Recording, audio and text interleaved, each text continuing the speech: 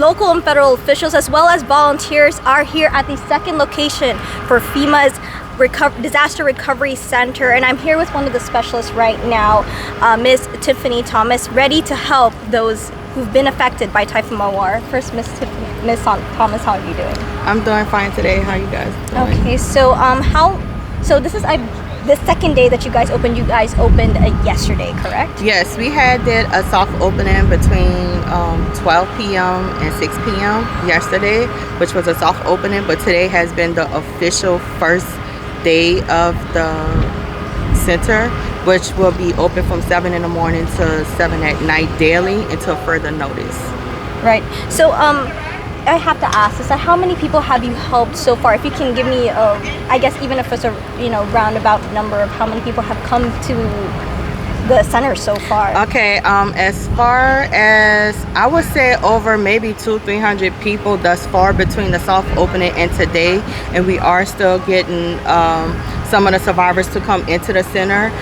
If they have questions regarding any type of FEMA programs as well as small business administration programs, we have the staff here that will be able to support and ask those questions as well as complete the application process. As well as, if they have already applied, then they can go ahead and check their status to see where they are in the process. We just had Red Cross that just arrived into our center today, so we are glad that they are able to come in, and we are still waiting to see if we're going to have other local, state, federal, and other agencies that may come in to help facilitate as well. And what are some of the things that you are helping people in need with in the application? There's certain requirements that they need in order to apply? Okay, so basically in order to apply, we do require that the applicant, is a citizen or some type of non-citizen national, which means like if they have a child that is a native Guamanian resident that has a social security number along with a birth certificate, then they'll be able to apply. We do recommend that if you are in need of assistance to just come in and submit an application. We will also ask for like your damage address, which is the physical address of the home where the damages take place. We will ask about like what cause of the damages to kind of get an idea of what damage that was done to the home at the time of the typhoon, as well as trying to get some type of demographic information, just further information to kind of give us the scope of what is it that the survivor needs to move forward with the recovery process.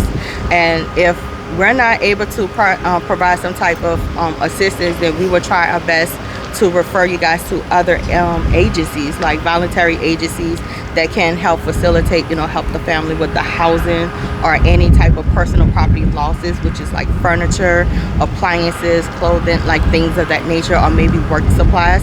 If they have business owners that their business was affected due to the disaster, due to the typhoon, then they're able to apply with SBA, for business owners. Okay, and that's definitely much helpful. But what about those, let's say, because you said you do need some sort of documentation, certification. What if they got lost or got damaged during the typhoon in the event? What can you guys help them out and assist with that? Okay, as far as if there's lost documentation, because we're still trying to gather that information, through the mayor's and the governor's office, we do encourage to reach out to the mayor's and governor's office. So we advise them to reach out to their local officials and try to get some type of copy of their documentation. Normally, at the time of inspection, if it's granted, we do ask for proof of occupancy, which is some type of utility bill or some type of bill at the time of the inspection, as well as proof of home ownership. Because there's different programs for homeowners, and there's also different programs for renters that they can apply with for FEMA for some type of housing or personal property assistance or transportation losses, or of course there's other programs that we would provide to offer as well that FEMA could potentially take care of. And there are some people who may have some transportation issues because either issues with either gas, or also like a lot of certain losses. Is there a way that FEMA is also helping assist with that, or is there a way that they're gonna connect with people who can help them with that Okay, issue? we do have, from my knowledge, a disaster survival assistance team. They are normally on the ground in different villages and areas, going door to door to probably do registration intake for those that may not be able to come to a disaster recovery center. But we also do encourage them to call our FEMA helpline, which is 1-800-621-3362, where they'll be able to apply over the phone. Or if they have some type of access to the internet, like on the smartphone, or if they may have a laptop with Wi-Fi service available, then they can also apply on disasterassistance.gov, which is a website, and they'll be able to apply online if they're not able to come to the disaster recovery center. We do encourage them to, come in, but sometimes we know things like that happen, so we do provide other areas, other ways to apply, if they're not able to come in person. Well, thank you, Ms. Thomas. All right, I truly thank you. appreciate it. Standing next to me is a mother and son by the name of Dana Kelly and Adam Hoxton. How are you guys doing today? We are too much stress already from the whatever happened. Look, we still don't have power. We don't have water in the house. No internet. We have to get out of the house to get internet. Then now, I don't have job, but my landlord keep asking me to pay. Time to pay, then how we gonna get money when no job, Then now he gets state also because he's still going to college. Now he say he gonna stop going to school, so look job to help me, but I said no. It's hard. Look, I have 8 chihuahua in the house. Yesterday give birth or die the baby. We are too much suffer already from this. But let God go to art house, all they do is taking picture, and nobody call us. So that's what we come here to ask for help.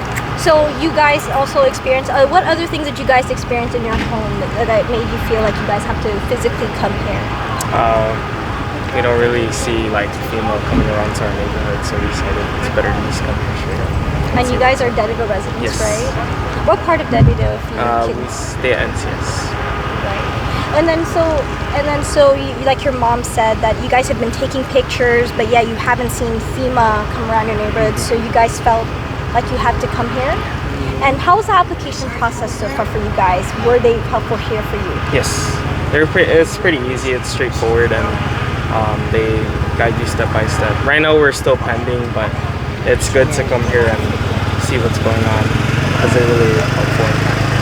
What other things, you guys were affected by Typhoon Mawar. I know your mom was telling, some of the things that you guys experienced. Is there any other things that you guys experienced during the typhoon that, you guys really, truly need help with FEMA? But we sleep in the car. Food and water, that's pretty much it. Yeah, we don't have power, water, no internet until now. Any physical damages to your home? Everything is wet, and all my extension is fly away. I take picture of it. And then did you guys email the pictures to them, or you showed it to them? We're waiting on them to come and do an inspection. Yeah, let God go there and take picture already. So I don't know. Was there anything else that they were helping you with? And, Nothing at all. Nothing right now. We just go to somebody borrow money just to eat, get water from my friend's house, just to shower. Really hard. And your mom was even saying that because of what you're experiencing with your landlord to pay, and it's difficult right now. You were even thinking of stopping college for now so you can help out. Has there been any hiring so far that you've heard of even during this time? No. Well, is there anything else you both would like to add with your experience here and what you guys have experienced with Typhoon Mawar? I don't know. Well, thank you both so much, and I hope you guys get the help that you guys need. Yeah, Thank you. we just take day by day, So I just tell him everything gonna be okay. So just relax and don't get stressed. I don't want him to get stressed, So Thank you both Thank so much. you. And again, I hope you both are able to get the help that you guys need. thank you very much. Thank you. Besides here at the Dededo Sports Complex, the other location for the Disaster Recovery Center is at the Guam Community College, and both locations are open 7 days a week from 7 a.m. to 7 p.m.